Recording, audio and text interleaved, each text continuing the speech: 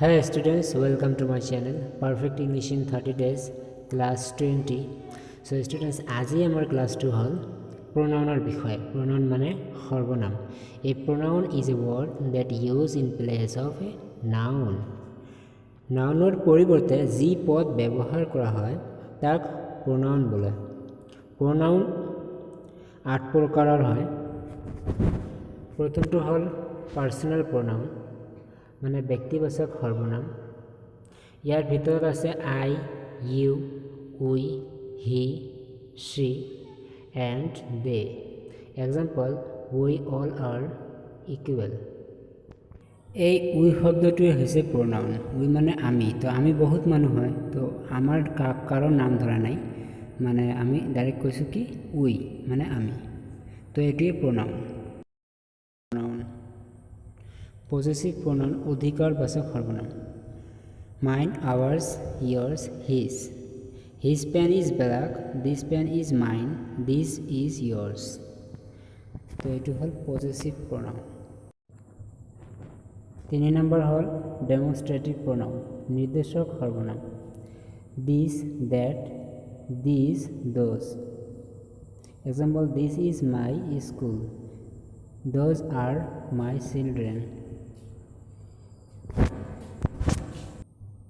Number 4, interrogative pronoun প্রশ্নবোধক সর্বনাম. Who, what, which, whom. Example, what are you doing? Which is your pen? Who are you? Who মানে কোন, what মানে কি, which মানে কোনটো, whom মানে কাক. তো এইবোৰ হয় interrogative pronoun. Number 5, reflexive pronoun আত্মবাচক সর্বনাম. Myself, yourself, ourselves, himself, herself, themselves, itself. I married myself, মই এইটো নিজে বনাইছো. Are you married yourself, তুমি এইটো নিজে বনাইছা নেকি? Relative pronoun সম্বন্ধবাচক সৰ্বনাম. Whom, who, which. This is the man who saved me. I met the man whom you had given pen. Next, distributive pronoun বিভাজন সর্বনাম. Each, either, neither, among. Each of these girls can sing. Neither of the two boys is honest. Indefinite pronoun বিভাজক সর্বনাম.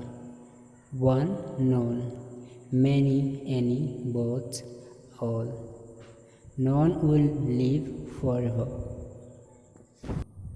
Tina and Rina both are intelligent. Students, আজিৰ ভিডিওটো ইয়ালৈকে শেষ হ'ল. যদি মোৰ ভিডিওবোৰ ভাল লাগিছে তেনেহলে লাইক, কমেন্ট আৰু মোৰ চেনেলটো সাবস্ক্ৰাইব কৰক. Thank you for watching my video.